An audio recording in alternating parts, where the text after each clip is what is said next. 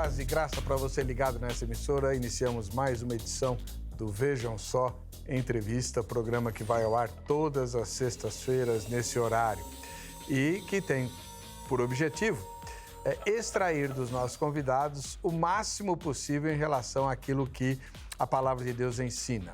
Nosso alvo é treinarmos o nosso conhecimento nas Escrituras Sagradas a fim de obedecer melhor ao Senhor, né? Agradar mais ao nosso Salvador. E, por falar em Salvador, numa das suas falas mais lidas da Bíblia, dos Evangelhos, há aquilo que a gente chama de sermão profético. Começa lá em Mateus capítulo 24 e segue até o capítulo 25. É chamado de sermão profético porque o Senhor Jesus está relatando aquilo que vai acontecer nas últimas coisas da história humana, respondendo a uma pergunta dos discípulos diante da grandeza do templo, e Jesus havia dito que o templo ia ser destruído e tal. Ele, então, o que vai acontecer, né? Como serão as coisas do fim e que sinais haverá da tua vinda? E aí Jesus fala uma série de coisas. Entre elas, ele conta uma história aterradora.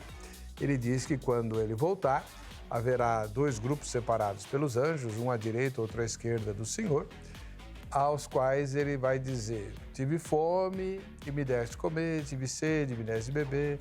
E para o outro grupo, ele vai dizer o contrário: tive fome, mas não me deste comer, tive sede e não me deste beber. E o Senhor Jesus determina o destino desses dois grupos baseado no que eles fizeram ou deixaram de fazer, né? E ele acrescenta que essas ações não foram para a pessoa de Jesus, mas para os seus pequeninos, né? Porque os salvos vão dizer assim: quando foi que te vimos com fome ou com sede? E Jesus vai dizer: quando vocês socorreram um desses meus pequeninos, a mim fizestes, né? Então, o que Jesus quis ensinar com isso? Afinal de contas, se estas atitudes determinam o destino final, é fundamental que eu e você saibamos exatamente do que o Senhor está falando, a fim de tomarmos as devidas providências e garantirmos que estejamos do lado certo no dia do juízo. Ou será que não se trata do juízo final? Ou será que não se trata de boas obras, né? Que Jesus está usando uma linguagem figurada e se referindo a outras coisas num outro evento que não o juízo final? É por isso que estamos nos debruçando nesse texto. E para hoje trazer a sua visão a respeito dessa passagem tão importante dos Evangelhos, nós recebemos o pastor Juliano Fraga, que é ministro da Igreja Assembleia de Deus, Ministério Belém, e que viajou de Campinas a São Paulo para participar dessa gravação. Seja muito bem-vindo, reverendo. Paz e graça. Paz do Senhor, reverendo Heber. Prazer imenso poder estar mais aqui no programa Vejam Só outra vez, revê-lo. É sempre um prazer. A paz aos telespectadores. Tenho certeza que quem ganha é o ouvinte nessa noite. Com certeza. Onde fica a igreja do irmão? Fica em Campinas, o bairro Parque Itália, Avenida Cícero Canuto de Lima, número 160, Assembleia de Deus, Ministério Belém. Presidida pelo pastor-presidente Paulo Freire Costa, também deputado federal, candidato agora mais uma vez, já vai para o 4º mandato. E também já quero deixar um abraço aqui para a nossa Escola Teológica da Assembleia de Deus de Campinas, a STEADEC, e também para o diretor, que é o pastor e professor Alberto Fonseca, e todos os alunos de segundas e quartas-feiras, onde eu trabalho e também sou professor. Muito obrigado pela presença do irmão. Prazer é meu, pastor. Saudação a todos esses que o pastor mencionou, né? Antes de a gente entrar com a matéria, tem uma novidade aí que você deve anotar para participar. As gravações do Vejam Só, tanto do Vejam Só durante a semana quanto do Vejam Só Entrevista, estão sendo transmitidas ao vivo pelas redes sociais, principalmente o Instagram, mas eu acho que o Facebook também, tá? Então, se você se conecta aí no @programa Vejam Só, no Instagram, e assiste a gravação, como se fosse ao vivo. E dando, inclusive, oportunidade para você mandar a sua pergunta, seu comentário, sua crítica, que vai ser aproveitada durante a gravação do programa. Aproveita aí, meu. É um jeito de fazer o Vejam Só ao vivo como tanta gente queria, né? Então tá, vamos ver a matéria e já voltamos já com a opinião do pastor Juliano Fraga, desculpa. Semana passada falamos e estudamos um pouco sobre a visão amilenista do discurso escatológico de Jesus no Monte das Oliveiras. Hoje, vamos trilhar um outro caminho. Vamos aprender sobre como os estudiosos que defendem o pré-milenismo fazem a leitura do mesmo texto. São duas linhas da escatologia que apresentam opções distintas para tudo aquilo que Jesus ensinou. Aliás, para começar, vamos relembrar a passagem que será alvo da nossa entrevista de hoje. As instruções de Jesus aos seus discípulos no Monte das Oliveiras, o sermão profético, aparecem em Mateus 24 e 25. Esses são alguns dos textos mais importantes da Bíblia.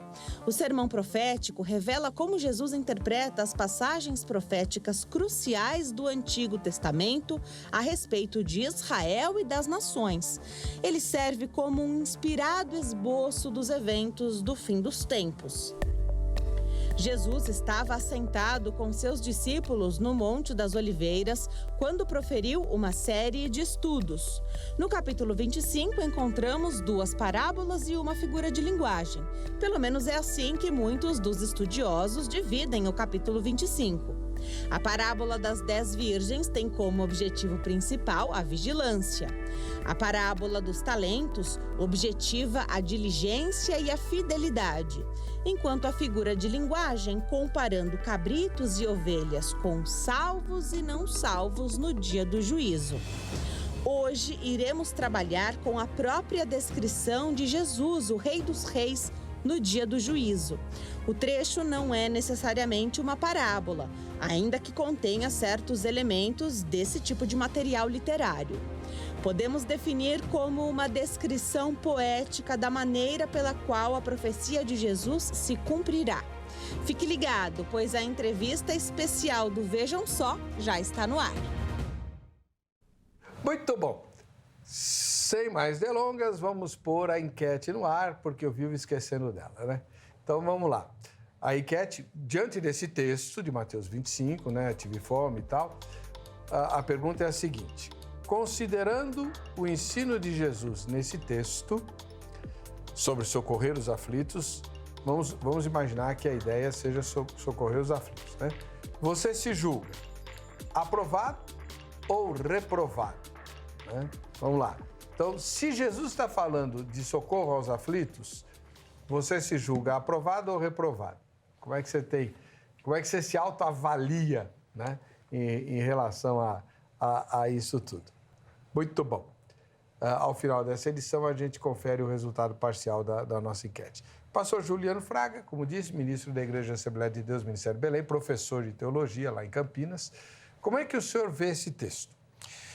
Bom, reverendo Weber, como é uma entrevista, não é um debate, acredito que eu tenho um tempo todo até para aproveitar e inserir aos ouvintes como que o pré-tribulacionismo, o pré-milenismo entende o sermão profético como um todo. Dentro de Mateus 24, onde Jesus inicia através da pergunta dos discípulos, nós temos Jesus dizendo que do templo não ficaria pedra sobre pedra. Isso se cumpre no ano 70. Depois de Cristo, quando Tito Vespasiano, ele destrói completamente Jerusalém.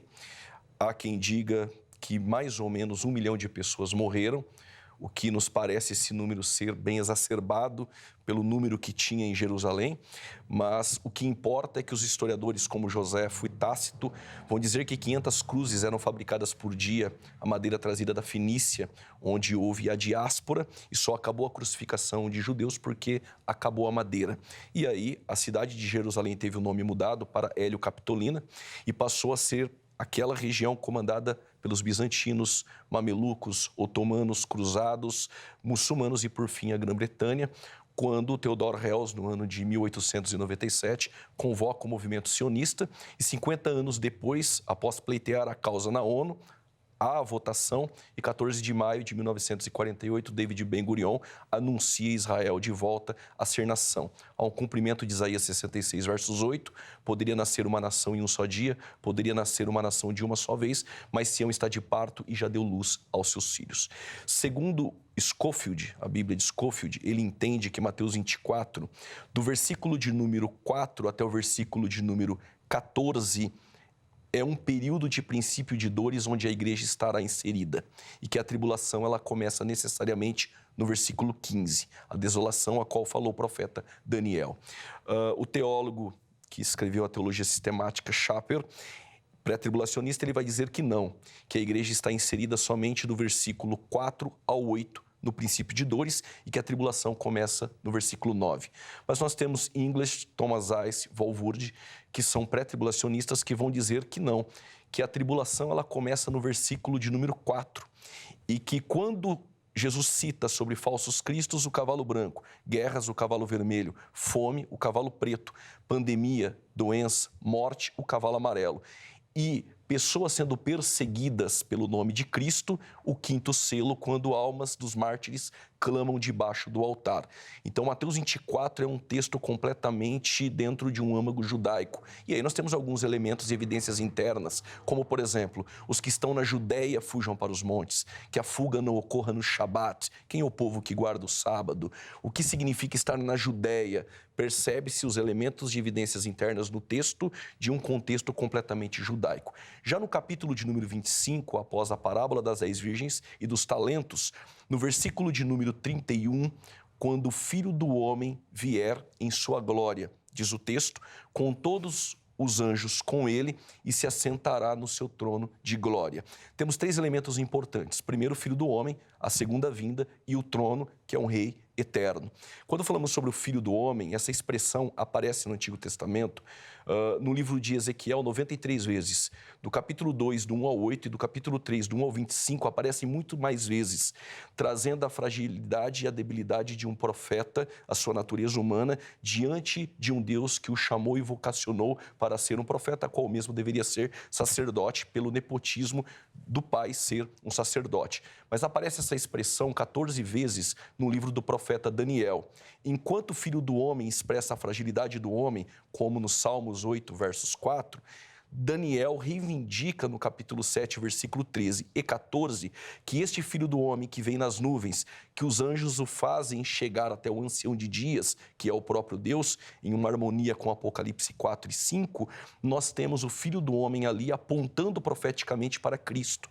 E em Mateus, a expressão Filho do Homem, que no Antigo Testamento aparecia como Ben Adam, agora no Novo Testamento como Huios Anthropos, em Mateus, Jesus reivindica por 10 vezes ele sendo Filho do Homem. Por exemplo, algumas delas. Nós temos Mateus capítulo 9, verso 6, o Filho do Homem perdoa pecados. Capítulo 11, versos 19 de Mateus, o Filho do Homem come com pecadores. No capítulo 13, versículo de número 37, nós temos o Filho do Homem como aquele que lança boa semente. No capítulo 16, versos 27, o Filho do Homem é aquele que vem na glória do Pai. No capítulo 24, versos 30, o Filho do Homem que vem na segunda vinda em majestade, glória e poder. No texto referido, capítulo 25, versos 31, é na segunda vinda, o Filho do Homem vem com os anjos e se assenta em um trono de glória. E no capítulo 26 de Mateus, versículo de número 64, o Filho do Homem vem com poder e glória. Ou seja, Filho do Homem fala da união hipostática, mas a sua natureza humana de Cristo, a sua humanidade. Primeiro ponto, Filho do Homem. Segundo ponto que nós temos para poder trabalhar é que o julgamento das nações, nós vamos chegar lá, que é o versículo de número 34 a seguir, quando Jesus diz, tive fome, não me deste de comer, ele ocorre depois da segunda vinda de Cristo. Cristo vem na segunda vinda e antes de implantar o milênio, nesse ínterim, acontece o julgamento das nações. A segunda vinda de Cristo para o pré-tribulacionismo, diferente do arrebatamento, ela ocorre e todo olho verá. Textos, Apocalipse 1:7, Mateus 24, versículo de número 29, 30 e 31, Zacarias capítulo 14, Apocalipse capítulo 19, versículo de número 11 a seguir. Nós temos a segunda vinda de Cristo gloriosa. Como ele vem?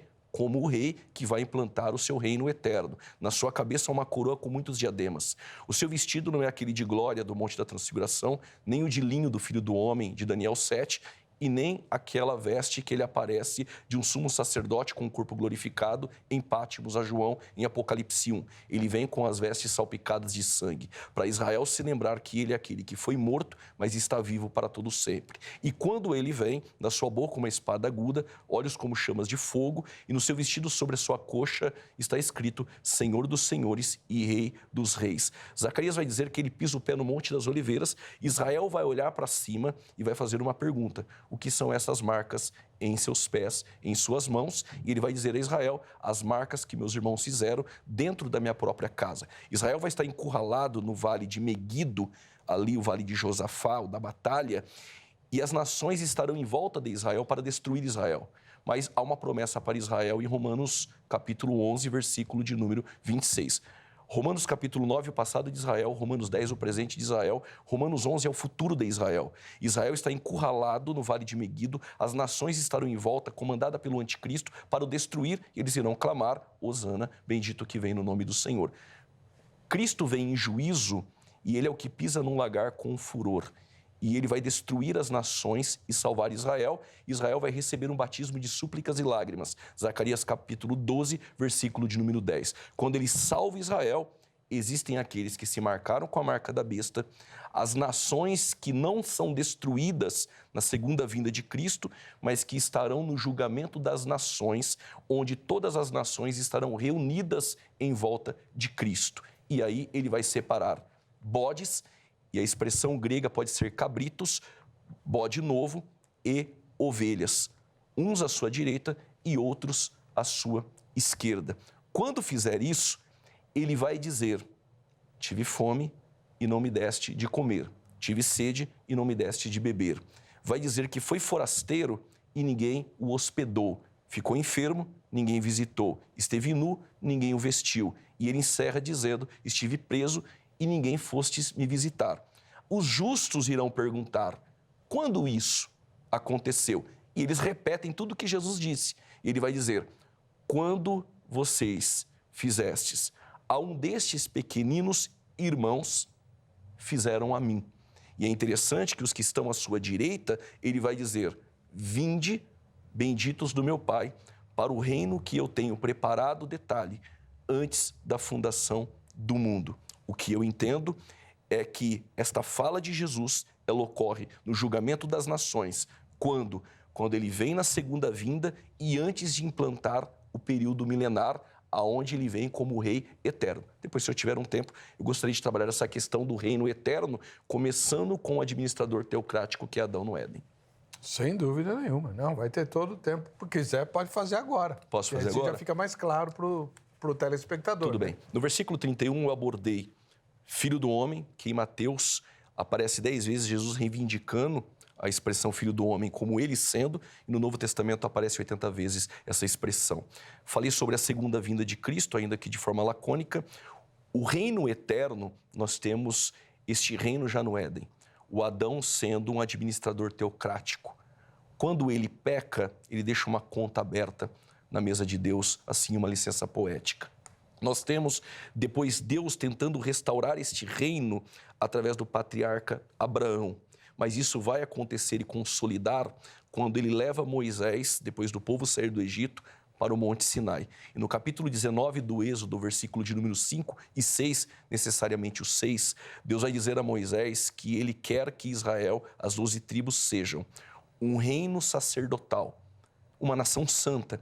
E para isso, Deus vai ensinar este povo, através dos sacrifícios, a adoração no tabernáculo, as peças dentro do tabernáculo e o povo a ser santo e consagrado, separado ao Senhor. Não era só a tribo de Levi. O plano original eram as 12 tribos e seriam um reino sacerdotal. Aliás, todas as nações em volta de Israel iriam conhecer o Deus de Israel através dos sacerdotes, que seriam as 12 tribos. Então, o reino começa ali. Mas nós temos depois em Roboão a divisão do reino do norte, reino do sul. O reino do norte, reis pervertidos, reis perversos, imoralidade e idolatria, eles são levados a um cativeiro da Síria no ano 722 a.C.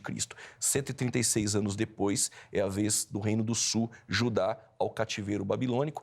Há uma invasão por 3 vezes, mas é no ano 586 que o templo é completamente destruído. E segundo a profecia de Jeremias, que é o filho de Ilquias, um sacerdote da terra de Ananote, o cativeiro dura 70 anos. Mas, na volta do cativeiro, quando o povo reconstrói o templo, e aí passa os 400 anos, na visita de Gabriel a Maria, quando diz que aquele a qual nascerá dela, sendo que foi colocada a semente do Messias através do Espírito Santo, este terá um reino eterno, do trono de Davi. Em 2 Samuel, capítulo 7, versículo de número 13, Natã, em uma profecia, vai dizer que o trono e o reino de Davi seria também eterno. Há um reino eterno que só pode se cumprir em Cristo, literalmente na terra. Este trono não pode ser no céu do reino prometido milenar na terra. E nós temos a aliança abrâmica comprovando que é na terra este reino. E mais do que isso, quando Daniel ele é levado para o cativeiro babilônico no ano 606 a.C., dentro do palácio, Nabucodonosor tem um sonho. Ele não conta o sonho como fez Faraó. Ele quer que revele e interprete o sonho. E aí o Daniel, só ele consegue, e ele vai dizer: tu sonhou com uma estátua, a cabeça é ouro a Babilônia. O peito é de prata, os medo-persas de Ciro e Dário. O ventre e o quadril de bronze, Alexandre o Grande, filho de Filipe o Macedônio, remetendo à Grécia. As pernas de ferro e barro é Roma. Até aí, tudo é histórico. A Babilônia passou, os medo-persas passaram, aquela Grécia passou, nós temos aquela Roma já passou, mas os 10 dedos da estátua, para nós, é a extensão do antigo Império Romano revivido, porque Roma cai no ano 476 da era cristã. Mas o que me chama a atenção é que Daniel vê uma pedra. E esta pedra, sem auxílio de mãos, ela esmiuça a estátua. Todos os reinos caem. E Daniel, capítulo 2, versos 44, diz que esta pedra que vem é um rei de um reino eterno que subsiste eternamente e terá domínio e jamais será destruído. Que pedra é essa? Nós sabemos, 1 Coríntios capítulo 10, Paulo fazendo uma analogia com a saída dos hebreus do Egito vai dizer, assim como os hebreus deixaram o Egito, em uma tipologia, nós também nascemos de novo quando deixamos o Egito, quando o sangue do Cordeiro nos dá essa libertação. E eles foram batizados, Paulo vai dizer, nas águas do Mar Vermelho, representando o batismo nas águas. Batizados no batismo de revestimento de poder aonde? Na nuvem de fogo. Mas eles bebiam de uma bebida espiritual e comiam de um manjar espiritual. O manjar, um maná que caía todo dia.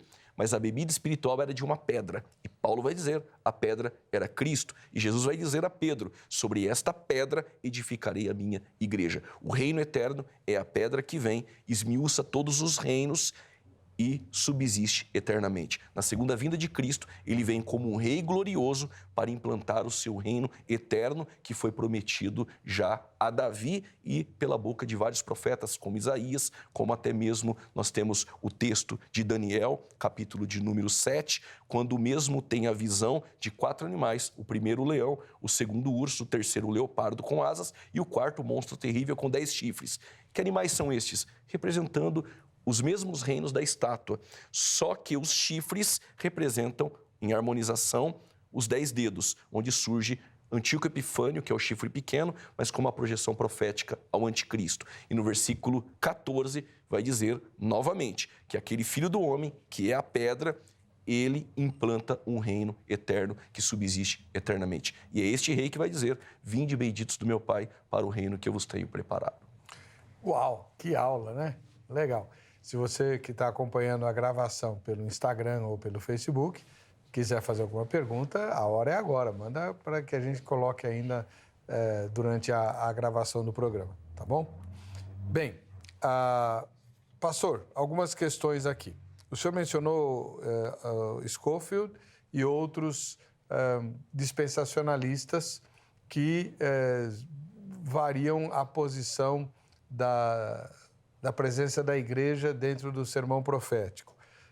Primeiro, por que não é definido isso? Afinal de contas, em que momento Jesus falou que o arrebatamento se daria? Jesus, ele menciona o arrebatamento em João 14. Quando ele diz, não se turbe o vosso coração, crede em Deus e também em mim. Na casa do meu Pai eu tenho muitas moradas. E Jesus vai dizer que para onde ele for, ele também nos levaria. E ele não está indo para a terra. A casa do Pai, ela tem que ser necessariamente dentro deste contexto. Eu não posso pegar esse termo grego e ir para outros contextos e tentar definir casa do Pai. Neste contexto, para onde Jesus estava indo, é a direita do Pai. A casa do Pai é lá. E Filipenses capítulo 3, versos 20, vai dizer que a nossa cidade está nos céus. A palavra arrebatamento, ela vai aparecer em 1 Tessalonicenses capítulo 4, no versículo 16 e 17, quando palavra de ordem, alarido, voz de arcanjo, a trombeta de Deus soar, os mortos ressuscitarão primeiro e depois nós, os vivos, seremos arrebatados, encontraremos com eles nas nuvens para o encontro com o Senhor nos ares. A palavra arrebatamento, no sentido de rapto, raptare, nos tirar de um lugar, o harpazo, levar para outro de uma forma rápida, repentina, violenta, no sentido de bênção para a igreja, é neste contexto. Nós temos arrebatamento, por exemplo, em João 10, versículo de número 12, arrebatar as ovelhas, mas é no sentido pejorativo. Então, o arrebatamento da igreja nós temos pela boca do apóstolo Paulo, através da carta que ele escreve à igreja de Tessalônica. Então, mas no texto do sermão profético, Jesus não se refere ao arrebatamento. Os pré-tribulacionistas, não todos, mas alguns entendem que quando Jesus ele menciona do versículo 15 até o 28, é um período tribulacional. Este período tribulacional, ele é para a nação de Israel e para as nações que aqui estiverem, que irão muito se marcar com a marca da besta. No versículo 36, alguns pré-tribulacionistas entendem que Jesus muda o discurso dizendo, mas aquele dia, e aí ele já está falando não da tribulação e da segunda vinda, porque ele fala da segunda vinda no versículo 29, 30 e 31. E aí depois ele começa a falar sobre a figueira, e de repente no versículo 36 ele diz o seguinte, mas aquele dia e hora ninguém sabe. Que dia é esse e hora que ninguém sabe?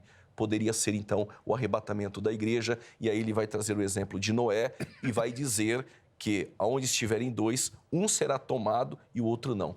Na minha concepção, pastor Heber, eu não entendo que paralambano ali de ser tomado significa ser tomado para o arrebatamento. Eu entendo que Mateus 24 ele é completamente ao povo judeu. As palavras de Jesus são mencionadas àquela nação judaica. Ser tomado ali em paralambano pode ser tomado para um julgamento. E aí eu entendo que é para o julgamento das nações. Muito bom. Tem gente já mandando perguntas para o irmão, e depois eu vou fazer as deles e depois faço as minhas. Ótimo. A Roberta Santos pergunta o seguinte, essa nova terra que os salvos vão habitar, né? Novos céus e nova terra, como é que ela é? É essa terra aqui renovada? Outro lugar? Tem também a terra que as testemunhas de Jeová apresentam, né? O Éden reconstruído. Como é que o senhor entende isso? Pastor Heber, nós temos essa terra, ela sendo restaurada, mas para o período milenar. E há um ponto muito importante, que quando as duas testemunhas profetizam, 42 meses, 3 anos e meio. Quando a mulher vestida de sol que pisa sobre a lua foge para o deserto, 1.260 dias. Isso totaliza 3 anos e meio. Nós entendemos que as 70 semanas de Daniel, no capítulo 9, que começa a partir do versículo de número 24, as 70 semanas estão determinadas sobre o teu povo. Quem é o povo de Daniel? O povo judaico. Sobre a santa cidade. Quem é? Jerusalém. E aí ele vai dizer que 69 semanas, 7 semanas, mais 62 semanas, vão chegar até o príncipe, até o Messias, até que ele seja tirado ou morto. Quando eu começo a contar a partir da ordem para restaurar Jerusalém, quando é isso? Neemias capítulo 2, versos 1. No 20º ano do reinado de Artaxerxes.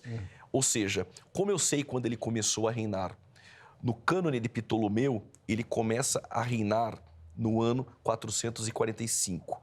Ou seja, no 20º ano do seu reinado, são 20 anos depois Neemias 2:1. Então, a contagem começa no ano 445. 69 semanas de anos, porque a expressão semanas é Shavua. Ela se dá no Messias. Trazendo isso em dias, com o ano 360 dias, porque o calendário judaico ele é lunar e não solar, totaliza mais ou menos 173.880 dias.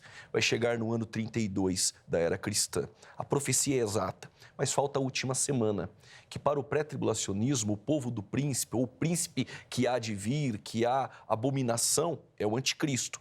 E ele faz um tratado de paz com Israel por uma semana. Aí o texto diz, na metade da semana. A última semana que falta, o período tribulacional, 7 anos. E é interessante que na metade da semana é rasgado o tratado de paz. Quanto tempo falta? 3 anos e meio. Percebe-se que as duas testemunhas profetizam os 3 anos e meio primeiros do período de 7. E Israel, que é a mulher vestida de sol que pisa sobre a lua, ainda que há contestações de outros intérpretes do Apocalipse, como a interpretação idealista ou até mesmo, podemos dizer, preterista, mas nós entendemos que ali é Israel, não é Maria, como apregou o catolicismo romano, foge para o deserto por quanto tempo? 3 anos e meio. Isso nos faz entender que realmente os 7 anos da tribulação estão muito bem atestados em Daniel 9, versos 27. Aonde eu quero chegar? Que no final da tribulação, quando Cristo vem na segunda vinda, o Daniel vai dizer no capítulo 12, versículo de número 11 e 12, primeiro ele diz 1.290 dias, mas não era 1.260? Passou 30 dias. Mas no versículo posterior, ele vai dar um outro número, e esse outro número passa 45 dias. Fazendo a somatória de 35 com 40, nós temos 75 dias. E é dentro desses 75 dias que ocorre o julgamento das nações e também a prisão de Satanás, que ocorre no momento da segunda vinda, com o sopro da boca de Cristo. Ele lança o anticristo e o falso profeta no lago de fogo e agora ele restaura a terra para um período milenar. Detalhe, essa terra já foi restaurada. Por que depois do juízo final no novo céus e nova terra, e aí a pergunta da irmã, ela tem que ser restaurada novamente? Detalhe, no final dos 1000 anos, Satanás é solto. Há uma rebelião em uma batalha chamada em Apocalipse 20 de Gog e Magog. Com a soltura de Satanás e a rebelião, onde Deus irá punir com fogo de Deus que desce do céu os ímpios e lançar Satanás, que é a antiga serpente e o dragão, no lago de fogo, onde vai encontrar o anticristo e o falso profeta, começa o tribunal do trono branco. E depois do tribunal do trono branco, que é o juízo final, a pergunta é, por que essa terra tem que ser restaurada novamente? Ela já não foi no milênio, só que Satanás foi solto e em rebelião contaminou a terra. Deus não habita onde está contaminado. E aí, 2 Pedro capítulo 3, versículo 10, a seguir, Pedro vai dizer que os elementos ardendo em chama se desfarão, ou seja, a terra será completamente refeita, restaurada, o fogo purificada, e aí sim vai criar novos céus e uma nova terra. E a nova Jerusalém desce ataviada. Onde nós habitaremos? Na terra. Mas os céus encontram com a terra. Será algo indivisível, único. E aí, para maiores informações sobre novos céus e nova terra, Apocalipse 21 e as medidas da nova Jerusalém, Apocalipse 22. Tá, essa foi a pergunta da Roberta Santos. Há uma certa diferença em relação à doutrina das Testemunhas de Jeová, que falam na terra restaurada, ad perpétuum. Né? Exato. O Nathan Gama, ele faz uma pergunta. Falar sobre o Espírito Santo arrebatado da terra. Nenhum pré-tribulacionista sério, que estuda as Escrituras, vai dizer que o Espírito Santo sai da terra. Isso seria um erro teológico terrível. Porque a natureza do Espírito Santo, ele é Deus. Quando nós olhamos para Atos, capítulo de número 5, versículo 3 e 4, quando Ananias, ele mente, Pedro vai dizer o seguinte, tu não mentiste aos homens, tu mentistes ao Espírito Santo e a Deus. O Espírito Santo é Deus. Se eu olhar para Salmos 104, versos 30, o Espírito Santo é criador, ou seja, quem tem o poder de criar? Deus. O Espírito Santo é Deus. Sendo Deus, ele tem um atributo natural e incomunicável. Esse atributo natural incomunicável, ele é onipotente, ele é onisciente e ele é onipresente. Não há possibilidade de tirar Deus da terra. Como nós resolvemos essa questão? Nós não temos um texto para dizer que é o Espírito Santo que tira a igreja da terra. Nós temos uma inferência quando Filipe, ele apregoa e ocorre um avivamento em Samaria, capítulo 8 de Atos, ele recebe uma mensagem de um anjo para descer até o deserto de Gaza.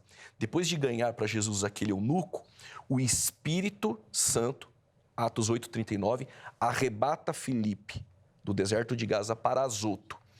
Mas eu não poderia usar esse texto para dizer que assim ocorrerá com a igreja. Mas se for o Espírito Santo, e a Bíblia não diz que arrebata a igreja, o Espírito Santo não sai da terra. O Espírito Santo ele tem que ficar, porque nós acreditamos que haverá salvação dentro do período tribulacional. Quais textos? Apocalipse capítulo 6, versículo 9 e 10 e Apocalipse capítulo 7, versos 14, que aqueles que vieram da grande tribulação tiveram as suas vestiduras lavadas pelo sangue do Cordeiro. Ora, foram salvos por Cristo, só podem ter sido convencidos pelo Espírito Santo. O homem não consegue chegar a Deus se não for a atuação do Espírito Santo e da graça, trazendo a ele luz em uma graça preveniente, o habilitando para reconhecer o seu estado de miséria. Mas como que o Espírito Santo vai atuar? Como eu resolvo isso? O Espírito Santo, na dispensação da graça, ele atua de uma forma. No período tribulacional, ele vai atuar de forma esporádica, como acontecia no período veterotestamentário, em funções específicas, nos 144.000, nas duas testemunhas, ou atuando de forma esporádica, mas convencendo aqueles que querem aceitar a Cristo dentro deste período. Em suma, resumindo, o Espírito Santo não sai da terra. Muito bom. Agora, vamos dar Depois eu volto às questões mais escatológicas. Vamos voltar a falar do texto. Do sermão profético, né? Então, o senhor mencionou o julgamento das nações. Julgamento das nações. Então, Jesus, quando fala eu tive fome e tal, ele está julgando as nações. Explica isso para nós, pastor. Vamos lá. Quando Cristo vem na segunda vinda, ele vai reunir diante dele as nações. Quem vai estar à sua direita e quem vai estar à sua esquerda? Precisamos definir isso. À sua direita, quem vai estar é a nação de Israel, os que se converteram. E também gentios que se converteram no período tribulacional e que escaparam do martírio comandado pelo anticristo. Estes estão à direita. Quem são aqueles que estão à esquerda? Os que se marcaram com a marca da besta e que no momento da segunda vinda de Cristo não foram destruídos. São nações ímpias. E aí é um detalhe. Jesus vai dizer que ele teve fome, que ele teve sede, que ele foi forasteiro, que ele esteve enfermo, que ele esteve nu e que ele foi preso. E aí os justos perguntam, quando isso? Quando fizestes a um destes pequeninos. Então esse texto não é para agora. Nós não podemos anular todo o contexto. Este texto está depois da segunda vinda de Cristo, antes do milênio. Mas eu posso trazer esses atos de compaixão para os dias de hoje? Claro que sim. É um dever nosso fazer isso. Quem são os pequeninos irmãos? Ali nós entendemos que são os 144.000. Eu tenho um pensamento como de Pentecoste. Do hino de Pentecoste vai dizer que estes pequeninos irmãos são aqueles 144.000, aqueles que atuaram dentro do período tribulacional, convertidos. E aí vem a pergunta, mas quando eles teve fome? Quando eles tiveram sede? Nós resolvemos assim. Aqueles que se marcam com a marca da besta podem comprar e vender. Os que não irão se marcar não compram e não vendem. Como terão recursos para sobreviver dentro deste período? O que escapar do martírio, os que vão escapar do martírio do anticristo? Aqueles que os ajudar, os auxiliar, levando alimento, levando água, hospedagem, toda a hospitalagem e também os visitando, estes são aqueles que cumpriram exatamente o que Jesus disse.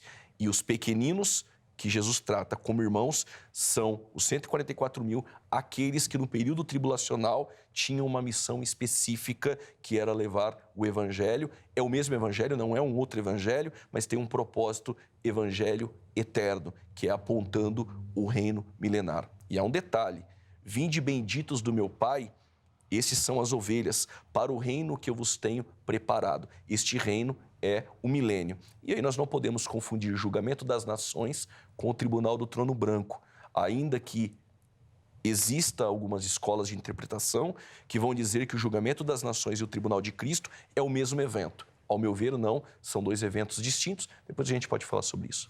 Então, sobre isso aí, pastor, tem uma questão que é assim. Os que, pelo menos muitos que argumentam serem o mesmo julgamento, juízo final, eles se escoram, entre outras coisas, na seguinte questão: qual é o desfecho do julgamento? O estado eterno. Uns vão para o reino eterno e outros vão para o castigo eterno. Quem determina isso não é o juízo final? Um levantamento aí dos sinônimos usados na tradição sinótica para o termo basileia tou theo, que é o reino de Deus. O judeu, ele tinha dentro da sua mentalidade a ideia de compatibilizar ou harmonizar a ideia de entrar no reino com vida eterna. O jovem rico disse isso. O que farei para herdar a vida eterna? E depois Jesus vai dizer que é difícil um rico entrar no reino de Deus ou no reino dos céus, porque o judeu tinha essa mentalidade de vida eterna e entendia como sinônimo, vida eterna com o reino, entrar no reino. E nós sabemos pelos textos que há uma diferença. E, na verdade, quando Jesus vai dizer que aqueles que estão à sua esquerda são malditos e vão para ali o lago de fogo que Deus tem preparado e não era para eles, era para Satanás e os seus anjos, mas assim, sem arrependimento, foram, tendo liberdade de se arrepender e poder assim fazer, e não fizeram, estes está destinado a eles o lago de fogo, que não ocorre naquele momento. O lago de fogo vai ocorrer no juízo final. Qual a diferença do tribunal do trono branco para o julgamento das nações? No julgamento das nações não tem ressurreição. No juízo final, tribunal do trono branco, Apocalipse capítulo 20, versículo 11, a ressurreição de todos os ímpios de todos os tempos, que as almas estavam no lugar de tormento, irão comparecer diante de Cristo. Um outro ponto interessante é que no julgamento das nações não há livro das obras sendo aberto e nem livro da vida. No juízo final, os livros das obras são abertos, o livro da vida também é aberto. Percebe-se a distinção. O julgamento das nações ocorre na terra. Ali ele está separando bodes vivos e ovelhas vivas para entrar em um reino que está preparado desde a fundação do mundo. No juízo final, a ressurreição são dos mortos que morreram sem Cristo, que irão comparecer. E este juízo final, o que nos parece, não é na terra. Esse juízo final, tudo indica ser no céu. Até porque sumiu terra, sumiu mar. Entende-se que o tribunal do trono branco é no céu. Há uma grande diferença em alguns elementos dos dois textos, colocando um diante do outro, percebe-se que Jesus não está falando do mesmo evento. Certo. Mas aí, assim, os condenados do julgamento das nações, o que acontece? Serão destruídos. Eles vão ser destruídos. Vão ser destruídos. Vão para o lugar de tormento que o senhor mencionou. Lugar de tormento. E neste lugar de tormento, a alma e o espírito estarão lá. Em um lugar de tormento, em consciência. Os corpos estarão expostos. E 75 dias, como eu já mencionei, diz que as aves estarão sobre os cadáveres. E depois a terra será restaurada. Todos esses que foram para o lugar de tormento, esses irão ressuscitar. Mas tem um outro grupo que ainda vai para o lugar de tormento, depois do julgamento das nações. Os que irão se rebeliar no final do milênio.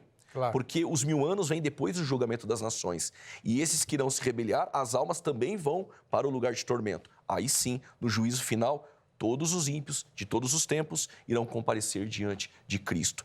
E aqueles que não estiverem com os nomes escritos no livro da vida, receberão aquilo que nós conhecemos como o dano da segunda morte. E aí eu entendo que o castigo será eterno, até por causa do texto também de Mateus 25, versos 46, os justos para a vida eterna, zoe aionios, e castigo eterno. Aí nós temos colossis aionios. Pastor, equiparando o texto de Mateus 25 com o texto de Apocalipse 19, 20, que falam do reino, dos reinos dos 1000 anos, lá em Apocalipse fala da primeira ressurreição. Onde que ela aparece no sermão profético? No sermão profético? Não aparece. Não, né? ela não aparece. Então, essa primeira ressurreição de que fala Apocalipse não é a dos salvos? Para participar do reino? É uma boa pergunta. Nós entendemos que existe a ressurreição de Apocalipse 20, versos 4. Essa ressurreição que ocorre são dos justos que morreram no período tribulacional. Mas há um detalhe aqui, pastor. Dentro do pré-tribulacionismo, existe uma divergência. Qual? No arrebatamento da igreja, quem sobe para o arrebatamento? São aqueles que estão em Cristo. Alguns dispensacionalistas mais extremos, eles fazem separação de Israel e igreja, e os não extremistas também fazem, não há problema nisso, porque existe a distinção entre Israel e igreja, todo dispensacionalista faz, mas eles fazem de forma tão exacerbada que no arrebatamento eles não colocam os justos do Antigo Testamento. Só sobe a igreja. A igreja, ela não aparece no Antigo Testamento. A igreja é um mistério, mencionada pela primeira vez na região de Cesareia de Filipe, sobre esta igreja. Depois ela é comprada ou até mesmo nasce na cruz, mas ela é inaugurada em Pentecostes. Paulo vai dizer que ela era um mistério. Os anjos não sabiam, ninguém do Antigo Testamento sabia. Então, a igreja sobe no arrebatamento. E que na ressurreição de Apocalipse 20, versos 4, subiria os justos do Antigo Testamento e os que morreram salvos em Cristo no período tribulacional. Outros dispensacionalistas vão dizer que não, que no arrebatamento os justos do Antigo Testamento e do Novo Testamento sobem. Mas isso não anula a ressurreição de Apocalipse 20, versos 4. E por que não anula?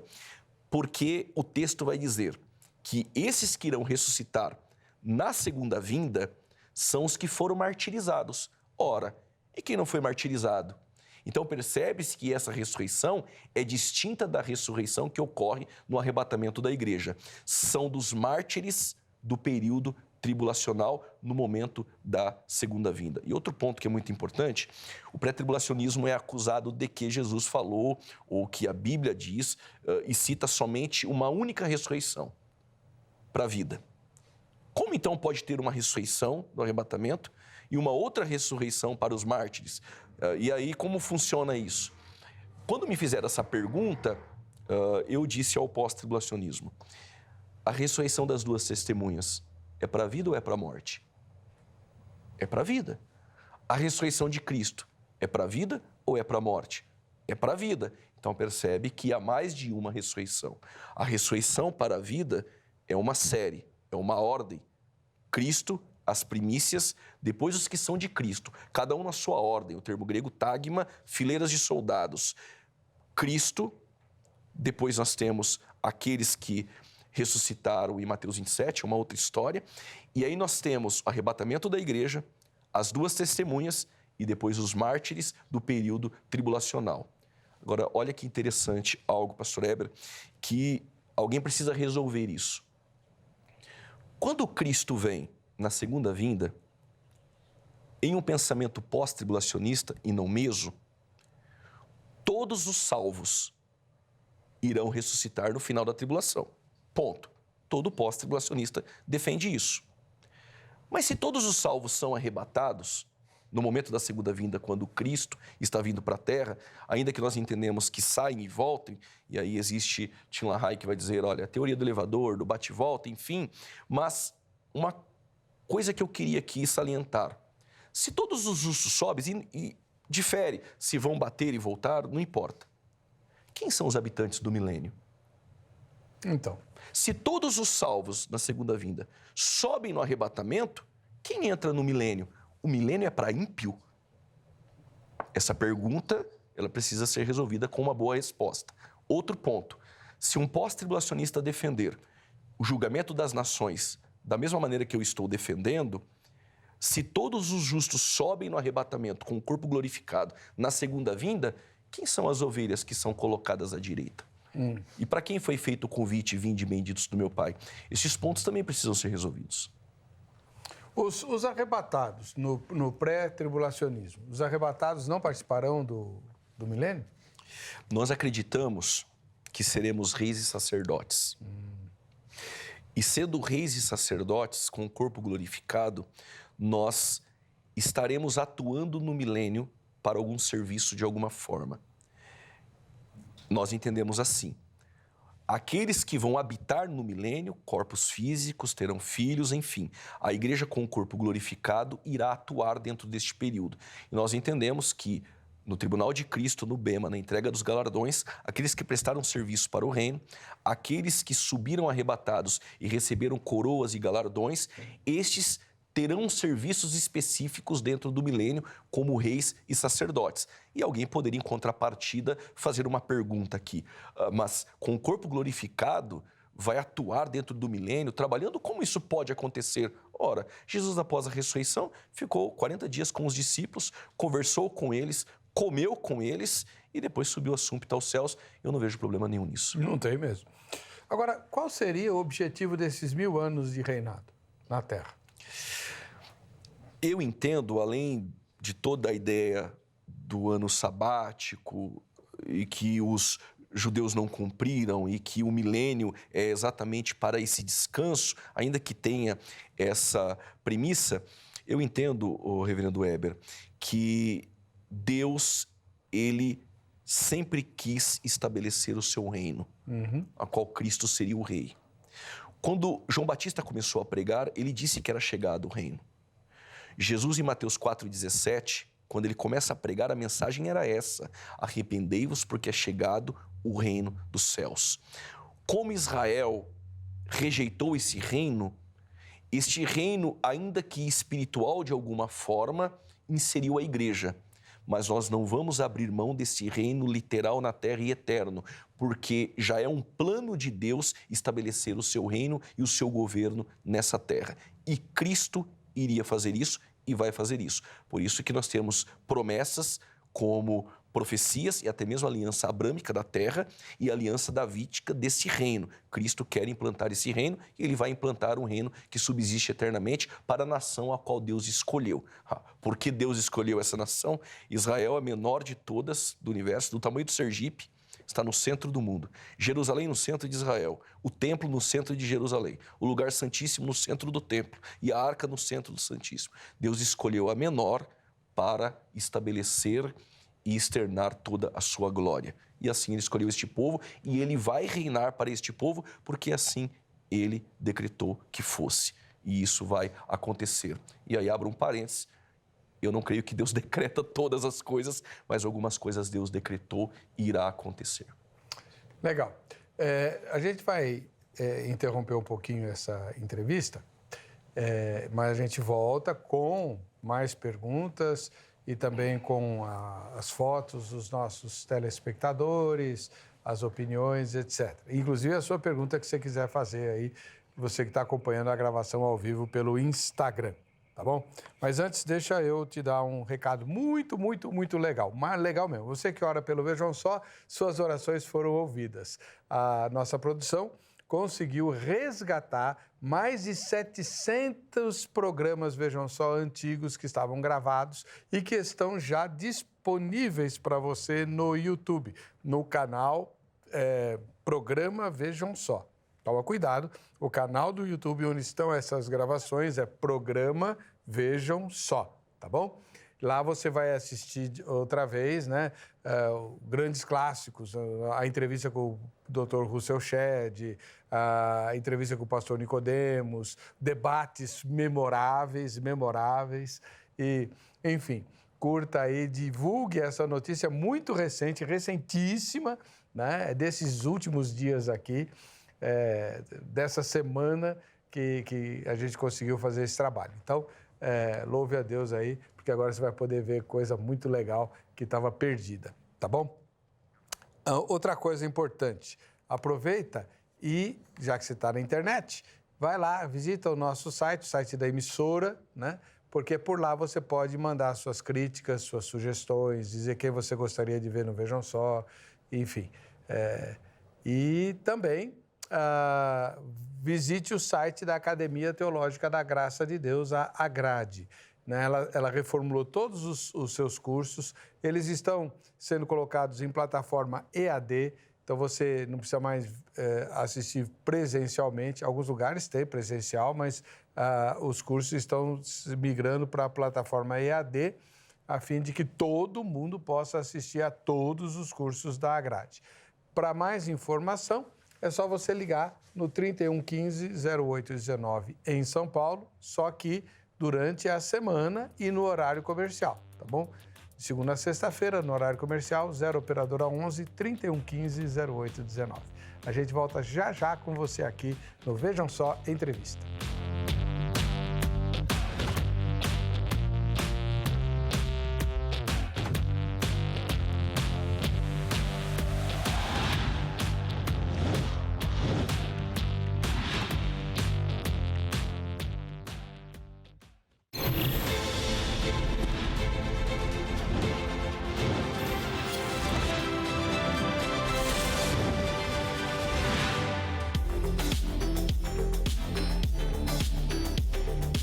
Muito bem, estamos de volta com o programa Vejam Só, num momento muito legal do programa, porque você participa dele com a sua fotografia e, com isso, se qualifica para os sorteios que fazemos dos brindes.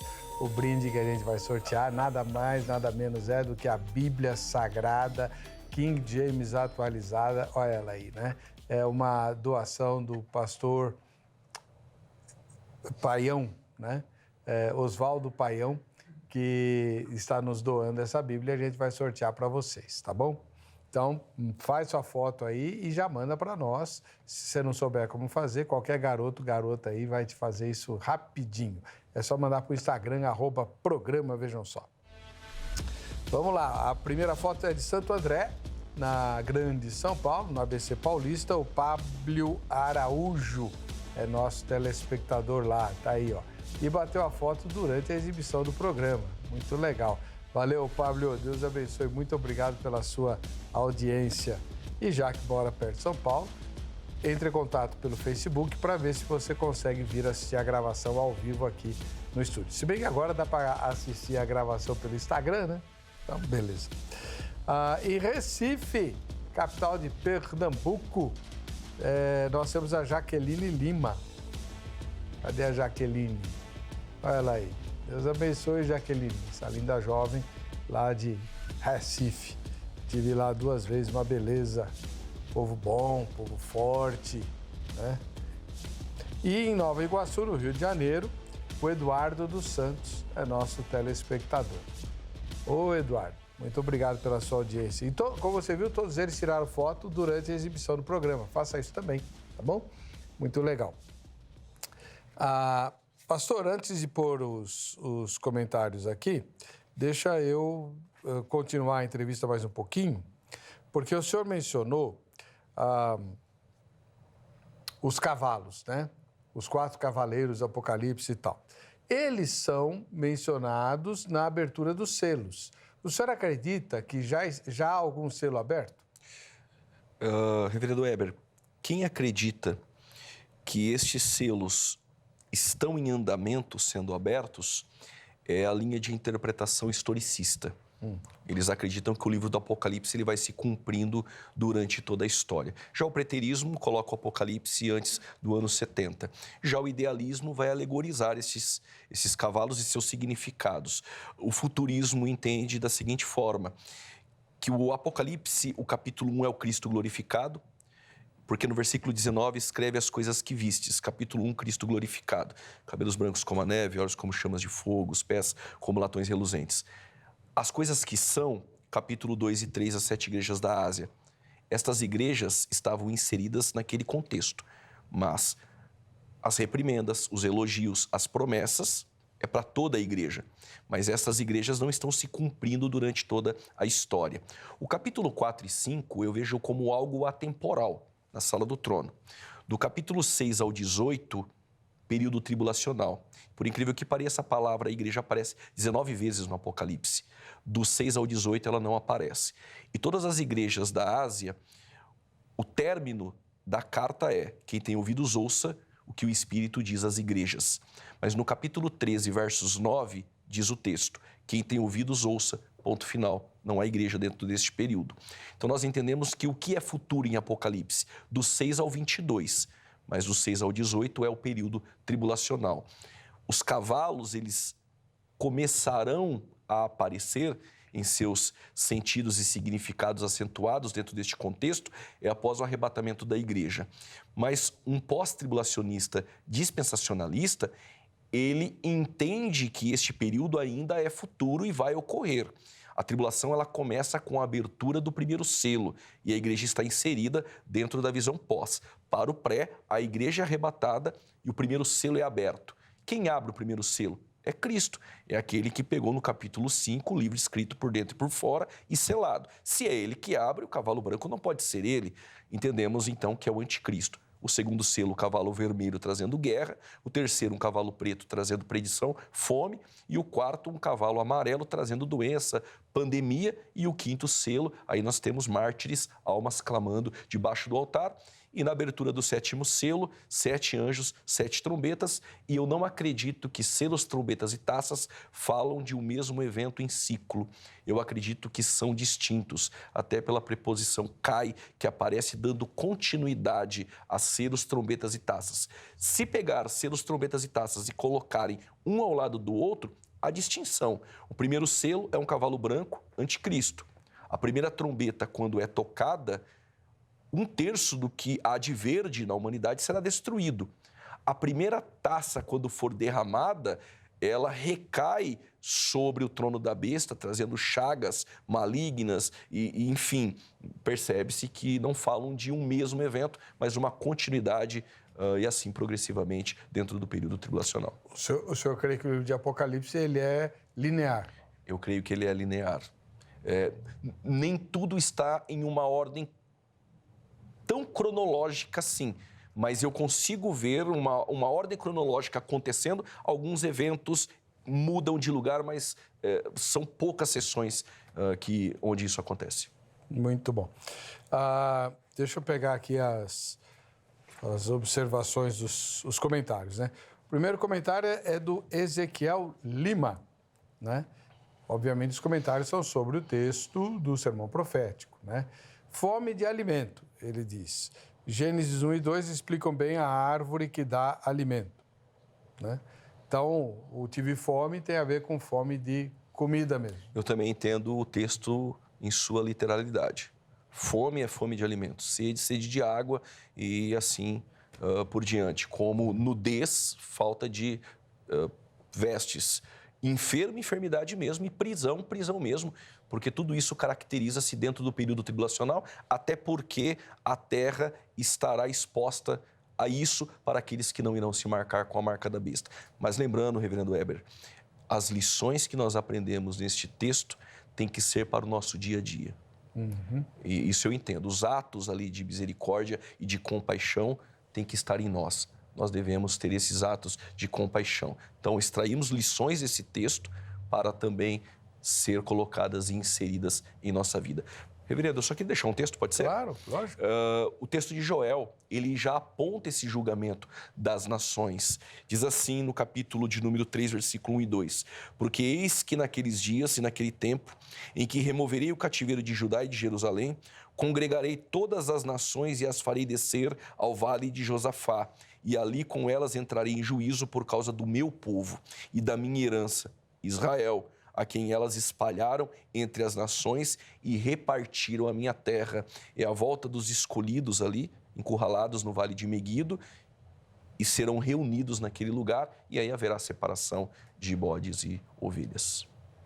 Então, na verdade, quem interrompe o cerco a Israel é Jesus, é isso? É Jesus, porque ele disse assim em Mateus 23, reverendo Weber: eu, como uma galinha, quis juntá-los, como uma galinha junta os seus pintinhos, e vocês não quiseram.